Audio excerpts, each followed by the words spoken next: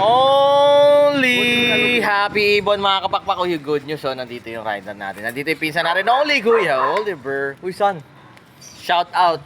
Yan, sa tropa natin, sa kapakpak natin kay Sir John Jumer. Ayan. Certified kapakpak from Santa Cruz, Laguna.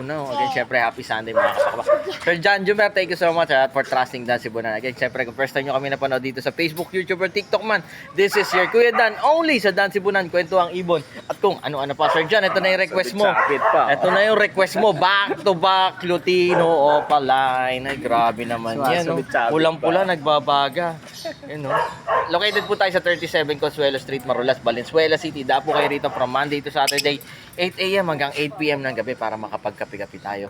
Heads up nyo kung bibisita kayo rito para at least baka maabutan nyo ako walang tao dito. At syempre makapaganda tayo ng kapi-kapi. Sir John Jumer, thank you so much for trusting Dan Cebunan. Syempre, San, salamat sa pinsan natin. Certified kapakpak from Santa Cruz, Laguna. Takbong dahan-dahan lang. Takdahan-dahan. Again, syempre, San, lagi nilang tatandaan. Mas masaya ang buhay Pag may ibon sa bahay. Yun, life is happier with birds, son. At home. Sir John, back to back.